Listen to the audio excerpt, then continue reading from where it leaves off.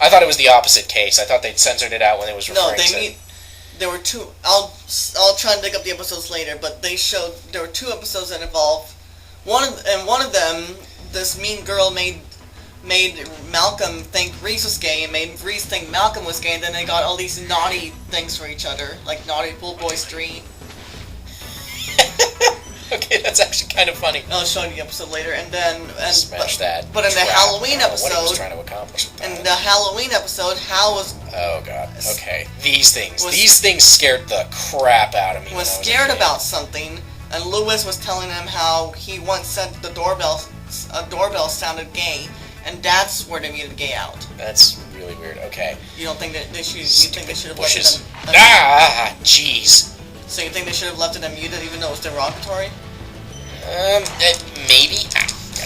Oh god. I'll show you the episodes later. These things, they're pretty easy if you type flaming right. Well, yeah, but you don't want to see your favorite video game character get eaten alive. That's just kind of disturbing.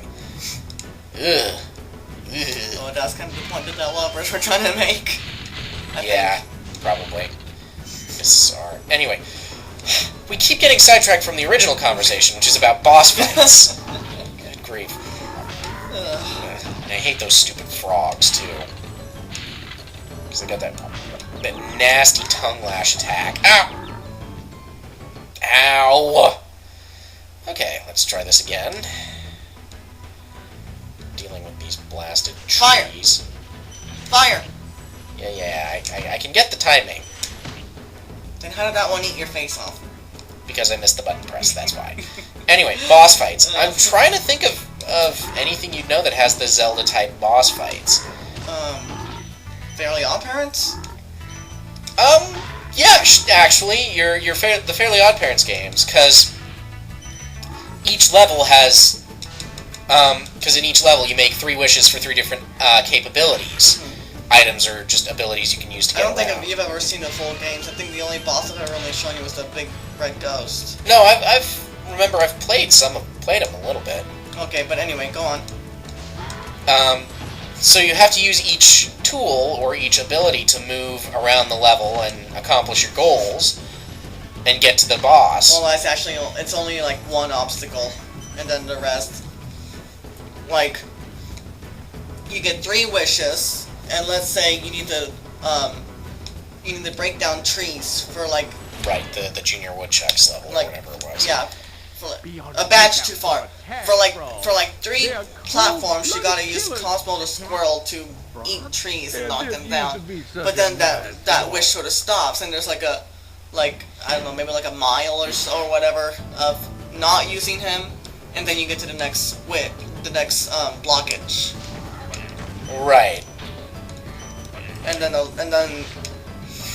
the time you reach the things more satisfying than punting an enemy into a pit. And then by the time you reach the Except boss, punting an enemy into liquid, because then you get to hear the splash. By the time you reach the boss, No! You can by the time you reach the boss, you can use all 3 of the wishes you.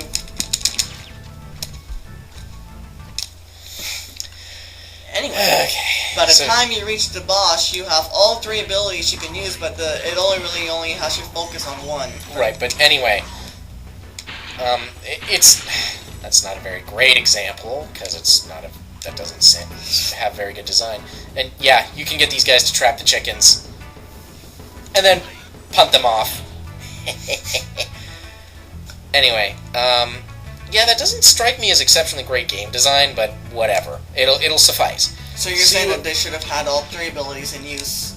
Probably, yeah. And it's a good example of what I'm trying to kind of get across here, which is, well, you kind of saved me. Oh, those frogs just have such fantastic attack range that it's... A trick I learned with them is to walk up slowly and then flame them. What just happened? You got killed. Anyway. So a Zelda-type boss will specifically test you on your ability to use whatever you've learned. Yeah, it's like a quiz. I still don't know how that works. say in a say in a dungeon, like say you're playing a video game, just any video game, and Dragon Quest 8. Okay, sure, we'll go with that. And you pick up a weapon that has a specific property, like well, Dragon Quest 8 doesn't work quite as well for this. No, but you pick up a copper sword for free in the first cave. No, it doesn't really work for this. Ow! I hate these goddamn frogs! Vengeance! How about PSU, which uses elements? Sure, I guess that'll work. Kind of. Alright then, carry on with your example. You... Just charge the frog, charge the frog. Good. Say in PSU... I think you missed a gem. I'm gonna get the checkpoint first. Say you go through a level where all of the enemies have this one type of attack. It's an area attack that inflicts a really nasty debuff. Say it freezes you. And there's a specific way you have to avoid it. By equipping the freeze resist unit. Sure. Or, like, well, I'm thinking more specifically there's a specific thing you have to do. Like, they have a special wind-up animation for the attack, and if you get out of the way in time, you avoid the attack. Simple as that. If the final boss of that mission area uses a similar wind-up animation, then it's testing you, okay, what did you learn from this level? Did you learn how to avoid this particular type of attack? And that's really good game design because it engages the player. It gets them to think, okay, what are the skills I need for this game? Specifically something from Legend of Zelda, and this is going to be a really easy example to understand, I think. There is, in The Legend of Zelda, Ocarina of Time, there's a dungeon, the Water Temple, where in order to even get into the dungeon itself, you have to use a combination of an item you've picked up, you can pick up yourself, called the Zora Tunic, which lets you breathe underwater. No! Anyway, which lets you breathe underwater, and the Iron Boots, which are a set of boots made of iron that are very heavy, and you can't walk very fast when you've got them on. But the trick there is, wearing the Iron Boots and the Zora Tunic together lets you walk around underwater on the bottom of whatever body of water you're in. To even get into the Water Temple, you have to use those. And in the Water Temple, you pick up an item... Thank you for releasing me. I'm trying to remember what the treasure... Or no. No, the Iron Boots are the treasure of the Water Temple. So to use the... So to fight the boss of the area... Man, that was some funky camera stuff. You have to... You can only get so far in the dungeon before you need the Iron Boots to proceed. To fight the boss of the dungeon, you have to combine your ability to breathe underwater and nice that trick. stuff. Just sit here in front of that guy and wait for the pig to come at you. Oh. Nice. Except flame him. While I get hit. Yeah, I forgot that they can't be charged. Because he'll take out the guy for you. Yep, which is nice. Yeah, the enemies do that. So the boss of the Water Temple, you also have some puzzles that involve pulling down heavy objects. Now, from the previous dungeon, you already have an item called the Hook Shot, which you can use to pull yourself towards certain objects.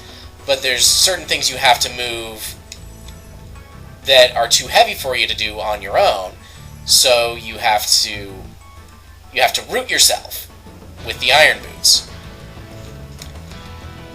The boss of the dungeon has a floating weak point that you can't hit unless you pull it out of the body with the hook shot. But you need the Iron Boots to give yourself the stability to do so. It's testing you.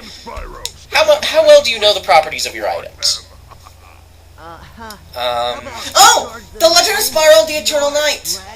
In the final dungeon, okay, so as you go through the game, you forgot all your abilities that you learned in the previous game. So as you're going through the game, every now and then Spyro will pass out and go into this sort of mystical world where he relearns fire, fire, electricity, ice, and earth.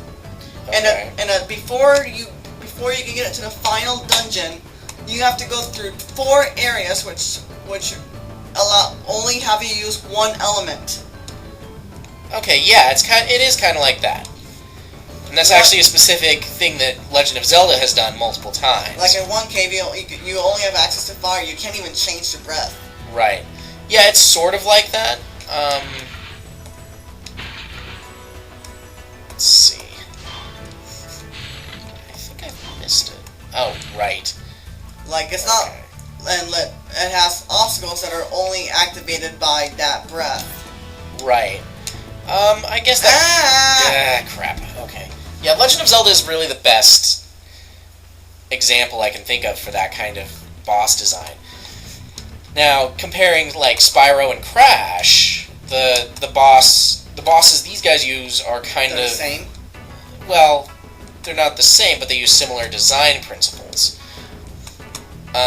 I call them gimmick bosses, which is where basically each boss has a specific trick that you have to use to defeat them. It's less a crap. Man, this area is tricky. Anyway. Or you're just too rusty. Well, I'm also distracted. Anyway, You're talking about Crash and Spyro bosses. Right. They have a specific trick. There's a specific theme or gimmick to their fight that you use against them. Like Crash Bandicoot. First boss, Ripper-Roo. Or no, not... Papu Papu. Right, Papu Papu. He's less of a gimmick boss than Ripper-Roo is. Oh my god, did I just... Wow. That was bad. Anyway.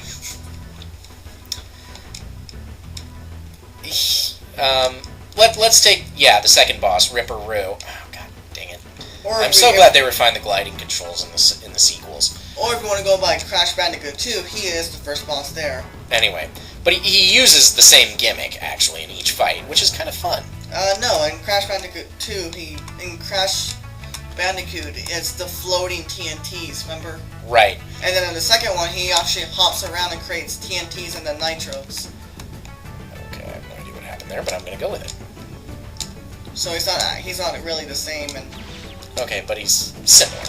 Similar, yeah. Ugh! Do you want me to do it? No, I can do this. I just... Wow. These platforms are super funky.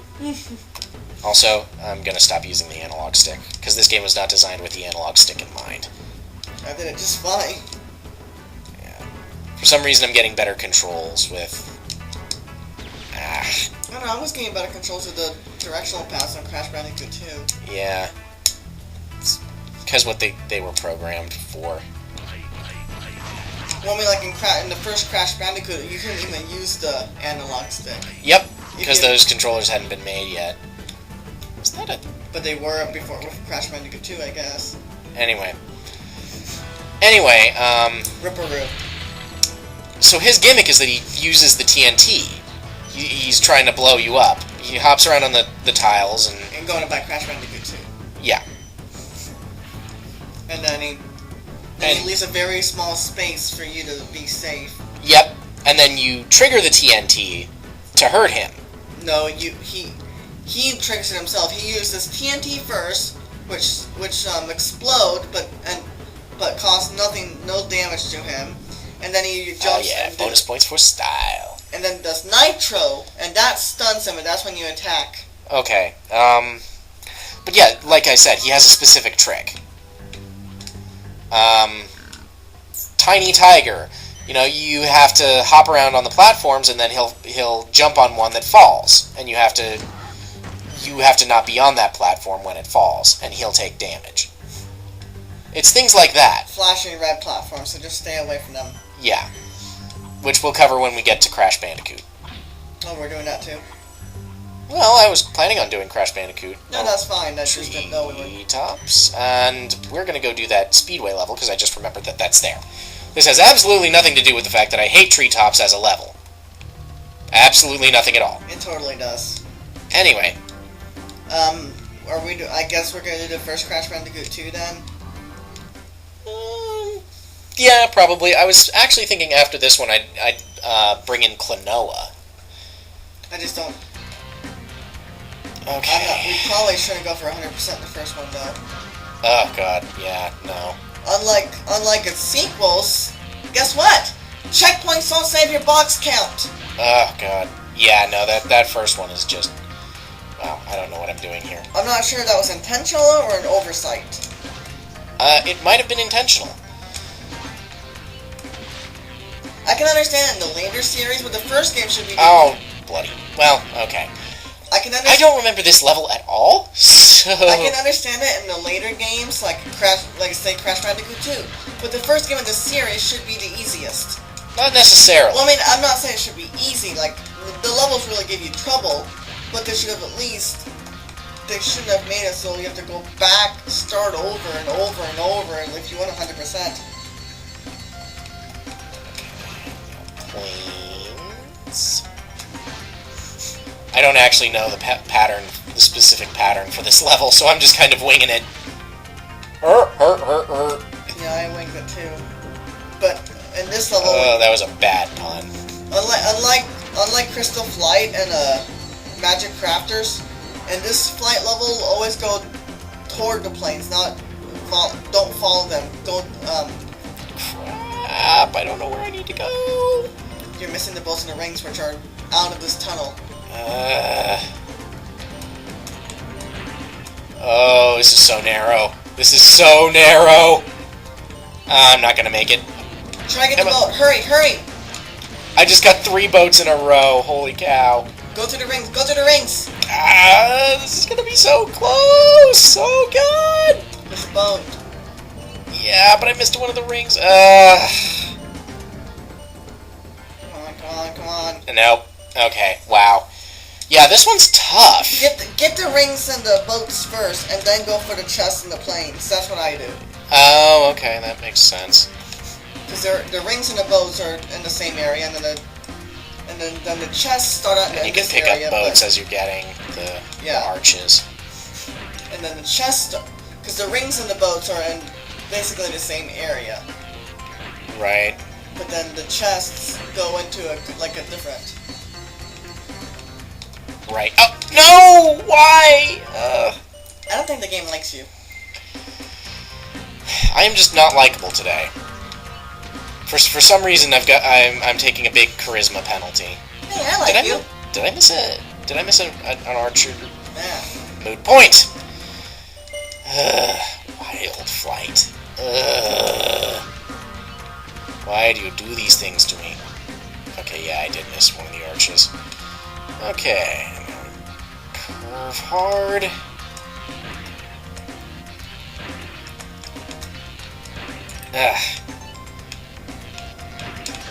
Up. Yep, I know. Yeah, bosses are one of the most...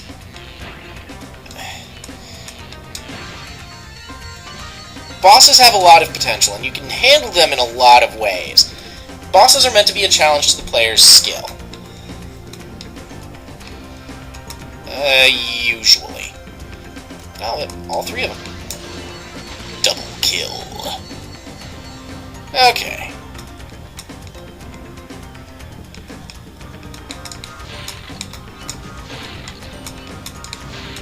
Remember, go toward the planes, don't follow them. Right. Chests first, though. And if you can get a plane on the way, better. Right.